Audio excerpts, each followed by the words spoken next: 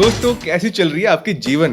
Welcome back to shift club. इस हफ्ते थोड़ा अलग टाइप का एपिसोड करने वाले हैं। क्या आपने कभी सोचा भाई गाड़ी तो नहीं ले ली बट क्या अजीब फीचर्स हैं? काश सिंपल होता। पुरानी गाड़ी में इतना आसान, नई गाड़ी में इतना कॉम्प्लेक्स क्यों? कार कंपनीज कुछ ना कुछ नया करते रहते हैं बिकॉज कैपिटलिज्म। एंड मुझे पर्सनली लगता है कि it is a good thing. जहां पुरानी गाड़ियों में शीशे ऐसे ही नीचे करने पड़ते थे, अब सिंपली बटन से बंद हो जाते हैं। ऐसे बहुत सारे इनोवेशंस हमारे लाइफ को आसान बनाती जा रही है। But not all innovations are good. कुछ चीजों का प्रोडक्शन से पहले ही रिजेक्ट हो जाना चाहिए था, बट समहाउ वो हमारी गाड़ियों में आ चुके हैं। इस एपिसोड में उन्हीं चीजों के बारे में बात करेंगे। एंड डिस्क्लेमर, इसमें हमारे ओपिनियंस भर भर के मिलेंगे। अगर आपको पसंद नहीं आया तो कमेंट्स में सुना देना हमें। तो सीट बेल्ट लगाओ दोस्तों, let's look at the worst car features in India.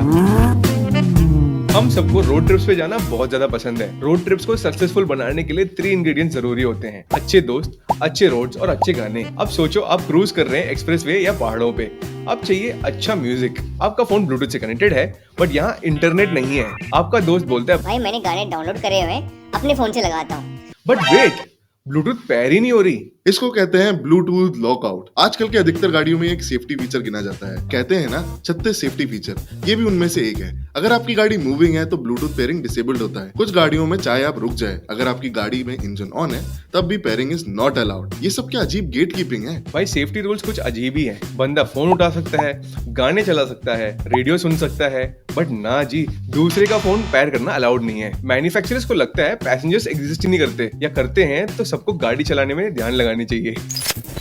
अगला है हाई स्पीड वार्निंग सिस्टम। हर बार जब भी आप 80 से पार होते हो तो नई गाड़ियों में एक आवाज आती है, इट्स समहाउ लाइक दिस, और हमारे रिएक्शन होता है कुछ ऐसा। हाँ तो बट मुझे लगता है ये सिर्फ गाड़ी में बैठे मम्मियों को डराने के लिए बनी है। 80 पार करते ही बस। और सिर्फ ये नहीं, एक्सप्रेस वे पे टॉप स्पीड की लिमिट है 120, बट अगर आप 120 पे गाड़ी चलाए तो आपकी गाड़ी लगातार गालियां देगी आपको। भाई फिर 120 से ज्यादा तेज चलाने वाली गाड़ियां बनाने की जरूरत ही क्या है? भाई मजाक कर रहा है, इसकी बात मत सुनो। तेज गाड़ियां बनाओ। भाई निसॉन और रेनो के डोर लॉक्स क्या बताऊं, इनके इंजीनियर्स ने पक्का कुछ फूक वूक के डिजाइन किया है। ये छोटी चीज लगती है बट एवरीडे एक्सपीरियंस को डिस्ट्रॉय कर देती है बकवास। अगर आपके पास कोई भी गाड़ी है तो 99.99% चांस है आपकी गाड़ी रिमोट से लॉक और अनलॉक होती है। कीलेस एंट्री वालों, तुम साइड हो जाओ, तुम पे वैसे ही भरोसा नहीं है मुझे। सरल दुनिया में सिस्टम सिंपल है। लॉक करने पे 1 बीप, अनलॉक करने में 2 beep. Maruti, Mahindra, Hyundai, Kia, even foreign brands like Chevy, Ford and Mercedes, सब लोग यही फॉलो करते हैं। परफेक्ट एग्जांपल है BMW।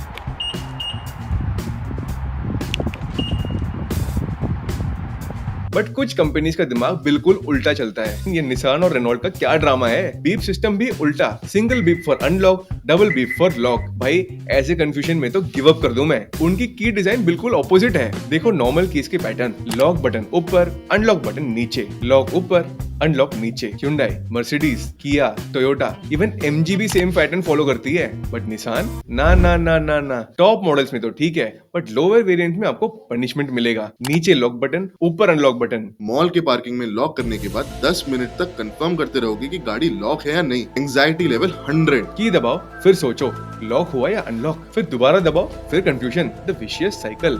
ये तो स्टार्टर पैक है। लॉकिंग अनलॉकिंग का बिगेस्ट विलन है Hyundai। इनको लॉक अनलॉक के लिए छोटा सा बीपर लगाने में क्या दिक्कत है? इस सज्जन को क्या तकलीफ है भाई? कॉस्ट कटिंग के चक्कर में क्या किया, हॉर्न को बीपर बना दिया। मेरे पड़ोसी के पास क्रेटा है। जब वो लॉक अनलॉक करता है, बीप पैटर्न तो सही है बट बीप हॉर्न से होती है। रात के 2 बजे घर लौटो, कार लॉक करो और पूरे मोहल्ले को पता चल जाता है शर्मा जी का लड़का आ गया है। सुबह 6 बजे ऑफिस जाओ, कार अनलॉक करो और हाँ, मुझे पता है उसको डिसेबल कर सकते हैं बट उनको नहीं पता ना।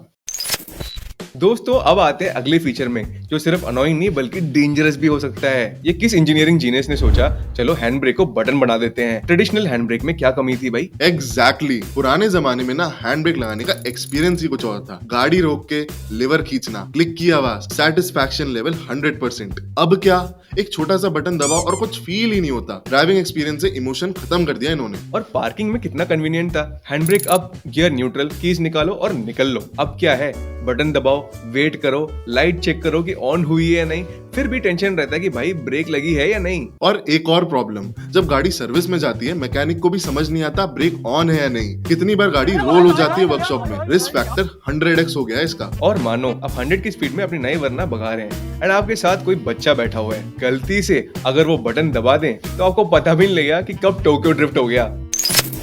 अब आते हैं टच स्क्रीन क्लाइमेट कंट्रोल पर। भाई जो चीज एवरीडे यूज होती है उसको इतना कॉम्प्लेक्स बनाने की क्या जरूरत है। हाँ यार, पहले एसी चलाना कितना सिंपल था। एसी बटन दबाओ, फैन स्पीड सेट करो, डन।